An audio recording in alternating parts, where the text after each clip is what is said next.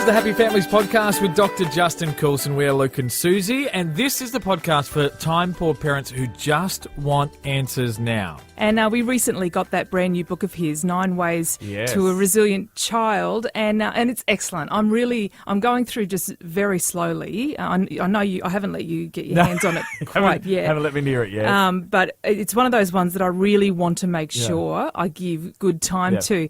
But I want to address something from the very first chapter of this book with Justin today, if we can. Justin, welcome to the show. Thanks for having a chat to us again today. You tell all your guests that they're your favourites, don't you?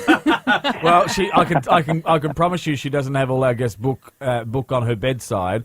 Can you quickly jot together 9 ways to a resilient husband when your wife won't let you have the book? We'll have to get you a copy. Yeah. I'll have to put a blog together for you, Luke. That'll be good. The man's version and the dad's version and mum's version. But in the very first chapter of this book, you there's a phrase that you use that has absolutely captivated me. It's post-traumatic growth. Now, we're very familiar with the term post-traumatic stress disorder, which we hear quite frequently in a number of circumstances that people face in their life. But can you talk to us a bit about post-traumatic growth? Yeah, if I was to give you a 5-second overview of it, instead of getting anxious and stressed when trauma occurs in our lives, we grow through it. Or actually, we grow because of it.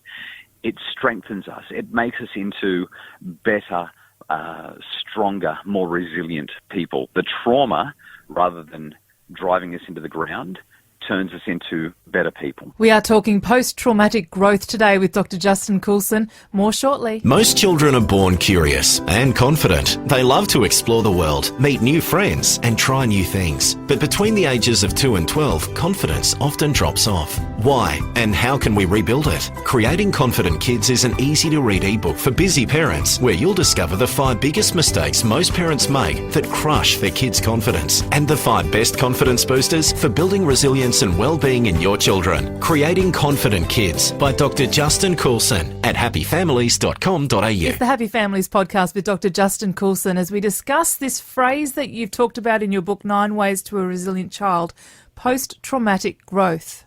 I loved seeing this phrase because I think for me it reframed the concept of that traumatic circumstances that we face.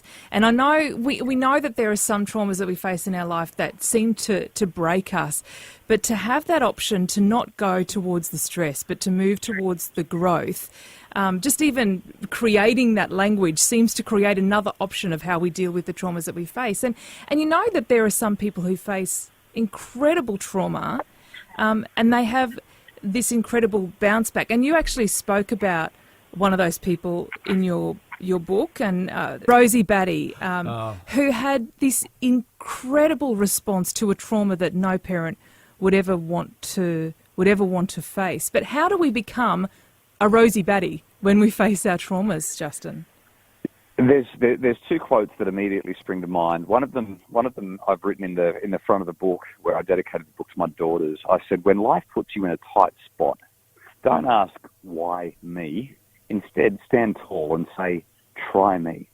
There's something about looking at trauma face to face, and I know that sometimes it's easy to say this when you're not in the middle of the trauma, but there's something incredibly powerful when we look at something and say, I know that there is something in this for me to learn. I know that this will be a blessing to me. I know that this will somehow help me. Sometimes we can't see that, and other times we can. There's a wonderful old Christian hymn, and the name of it's just my mind. But one of the lines in it says, "I do not ask to see the distant scene. One step enough for me." It's called Lead Kindly Light, and it was written by a guy who'd been out as a missionary back in the 1800s. He was stuck on the sea. There was no wind for days. There was no food. There was no water. Everyone was sick. He really thought he was going to die, and he wrote this thing as he faced this tremendous adversity, thinking that he was going to die. And what he was essentially saying was he's not really worried about what's going to happen down the track. He just wants to be able to take one step at a time, knowing that everything that's happening to him will strengthen him and help him to develop. That's an incredibly resilient mindset, whether or not you have a Christian background or not. It's a powerful mindset, because when we look at the adversities we face, or when we talk to our kids about the challenges that they're facing, it's really amazing to say, well, I wonder what we can learn from this. I love the quote by a guy called Epictetus. When I say a guy, I mean he lived a couple of thousand years ago. He was a Stoic philosopher. And Epictetus said, people are not disturbed by things, but by the view they take of them. This is such a big perspective thing to think, if we're facing a trial right now, thinking about post-traumatic stress disorder versus thinking about the opportunity for post-traumatic growth. Like I would imagine it would significantly change our tenacity and our willingness to have the fight, Justin. That's the idea, and that's why I've written about these things in the book. You know, if you want to, let's say you want to become a better bike rider, you don't ride along the flat or downhill. You get on that bike and you ride uphill, because that's what strengthens you. And when we look at the adversities that we face in life as a character-building, strengthening activity and exercise, I think that we can actually say quite clearly, if we look at our own lives, I am who I am today because of the challenges that I've worked through, because of the challenges that I've overcome. And that's a wonderful, resilience-boosting way of looking at life once again, because it says I can grow through adversity, I can grow through trauma, and I can do more with my life, because what I'm going through right now is awful. This is going to help me later on.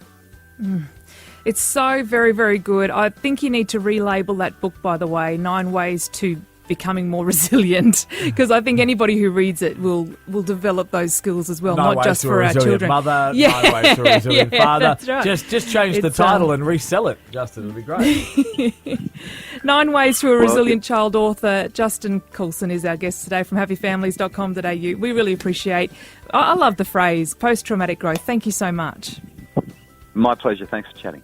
Of course, for that book, 9 Ways to a Resilient Child, and more books, podcasts and programs, visit happyfamilies.com.au, or if you're interested in having Dr. Justin come and speak to your school or organisation, go to justincoulson.com.